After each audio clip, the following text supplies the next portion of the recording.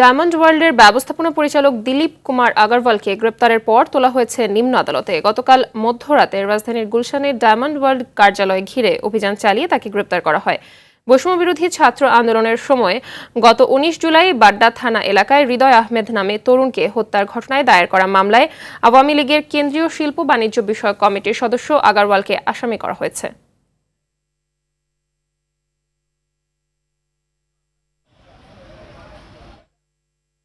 দর্শক, এ বিষয়ে জানাতে নিম্ন আদালতের সামনে থেকে যুক্ত হচ্ছেন সহকর্মী সুফিয়ান ফারাবী। আদালতে তোলার পর দিলীপ কুমার আগারওয়ালের বিষয়ে সবশেষ কি তথ্য আছে আপনার কাছে, জানাবেন? মাহবুবা, এখন পর্যন্ত আমরা এখানে রয়েছি, কিন্তু আগারওয়ালকে এখন পর্যন্ত আদালতে তোলা হয়নি। তাকে গতকাল রাতে র্যাব একের পক্ষ থেকে আসলে গ্রেপ্তার করা হয়। তাকে অভিযান চালানো হয়, তার পুরো অফিসটি গুলশান একে যে অফিসটি রয়েছে সেখানে অভিযান চালানো হয় এবং অভিযান চালানোর সেখানে কিন্তু তার বিরুদ্ধে বেশ কিছু অভিযোগ এখন পর্যন্ত পাওয়া গিয়েছে। তার মধ্যে হচ্ছে অর্থ পাচার এবং এর পাশাপাশি যে একটি হত্যা মামলাকে উদ্দেশ্য করে মূলত তাকে গ্রেপ্তার করা হয়েছে। এরপরে বাড্ডা থানার কাছে তাকে হস্তান্তর করা হয়, তবে এখন পর্যন্ত কিন্তু তাকে আদালত প্রাঙ্গণে নিয়ে আসা হয়নি।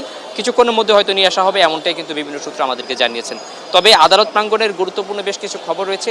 তার মধ্যে অন্যতম হচ্ছে সাবেক প্রধানমন্ত্রী শেখ হাসিনা সহ তার যে সরকার রয়েছে তাদের বিরুদ্ধে কিন্তু যারা নানাভাবে নির্যাতিত হয়েছেন তারা কিন্তু এখন কথা বলছেন এবং তারা কিন্তু প্রতিটি ঘটনায় আলাদা আলাদা করে মামলা করছেন।